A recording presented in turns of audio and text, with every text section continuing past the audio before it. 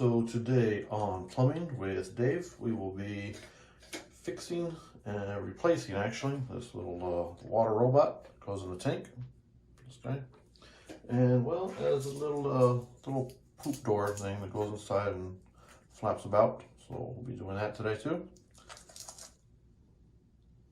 Okay, so the first thing you want to do is take off the lid of the tank, and you see the old little water robot in here, and there's a flapper thingy down there, and you want to make sure there's no doo-doos in here. That way you don't get your hands dirty when you're working on stuff. So okay, no doo-doos. You can see in there. Absolutely no turds, no pee-pee poo-poo. So all right, there's step one out of the way. All right, step two, you want to turn off this little knob. This is where the electricity comes in, and you know electricity and water do not mix. So just go ahead and turn that off so you get no sparks, no electricity powdering the robot there. Okay, the next thing, now that the electricity is turned off, we want to send a warning flush. That way it creates noise and scares out any spiders or little ticklers, old goldfish, or some cities baby alligators. So the noise scares them away. They don't come up while we're working. You have to worry about bites or anything like that. So a little warning flush will scare away all the little creatures that might be hovering around the pipes and stuff.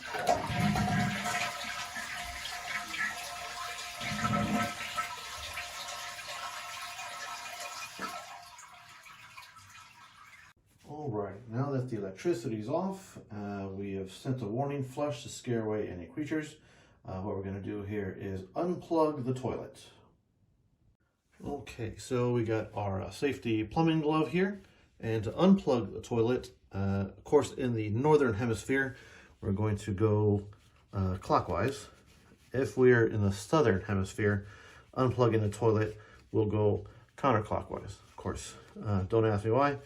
And that, of course, is for an analog toilet. Digital toilets probably refer to the manufacturer's instructions here. So, and give it a couple of twists, and there we go. Step done, toilet unplugged. Okay, so now what we're gonna do, we are free to remove the old water robot. Comes right up, and this little tube here. Shake it out all the juice, all the electricity coming out of there. And we'll just set this aside. And we'll get ready to install our new and improved latest operating system toilet robot right here. Okay, and before we install the new toilet robot, we are going to undo a little chain here and take off the little flappy door thing here. Now don't quote me, I'm pretty sure this is where the turds go down, or whatever else you might flush down there, some drugs, or this is where, if you're in the southern hemisphere, an anaconda, baby anaconda, come up through there and grab you, or of course goldfish if you flush down a parakeet or something, or alligators, of course, if you live in Florida. So we're getting rid of a little door here. Okay, now that we got the new flapper in, we're going to go ahead and get our accessories ready. Every new toilet robot pack and kit should come with these things, a little accessory pack. So we have, of course, our retaining clip here, and I believe this is the Bluetooth dongle. So we're going to go ahead and open these up. Now, of course, a plumber's greatest tool is a pocket knife. I don't know if you've heard that or not, maybe not, but you heard it here first. Pocket knife. Greatest tool for a plumber, so every plumber should have one. Now that we have the new little robot droid stuck in the tank there, we are going to hook up the cables. Now you'll see an output on the robot, so you're going to hook up the cable. Sometimes if it's a tight fit right here, one of the tricks that plumbers like to use is either put a little personal lubricant on the entrance there, or maybe a little bit of soap. Or even in a jam, you can just spit on it. So it makes it a little bit easier to connect. So we'll do that next. Okay, so you see we got the wiring harness here all hooked up. Next thing we're going to do is connect it to the Bluetooth dongle here. Again, sometimes it's a tight fit, so you want to put some soap, some spit on there maybe. If you're fancy, you can use some Astroglide or some KY. Just lube up the end of the dongle here and slip it on in. That's what you're going to do next.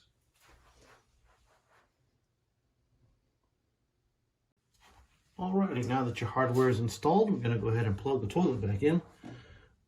Now to tighten it, we're going to go counterclockwise in the northern hemisphere, and of course you will go clockwise in the southern hemisphere. And go ahead and get the juice going.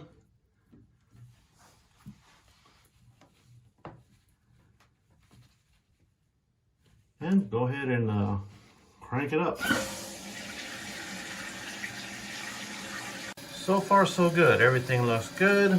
We got no sparks, no leaks, no critters coming out of the pipes, anacondas, water bugs, goldfish, baby alligators, nothing like that. So far so good. All right, before we close up, one last thing to check. You want to make sure your water line, once filled, is about 1/4 to 0.75 inches right below the tip of the exhaust pipe there. And if so, then you should be good. And next thing we'll do is test it out. Okay, so of course the best test would be to call someone over to fire a couple of missiles down the pipes there, if you know what I mean. But in the case that no one has to go, it's pre-dinner time or something, what you can do is substitute with some things found around the house. Of course, you can always start small. Maybe with fire a couple of glizzies down the pipe and see how it handles it. Make sure everything works out well. And if so, also a good thing plumbers like to use is a frozen banana. This is kind of make sure if you can handle a frozen banana or even a Nerf football down the toilet, you're good to go and you've done a great job. So now that everything is put back together, this is Plumbing with Dave, wishing everyone happy trails and happy smells.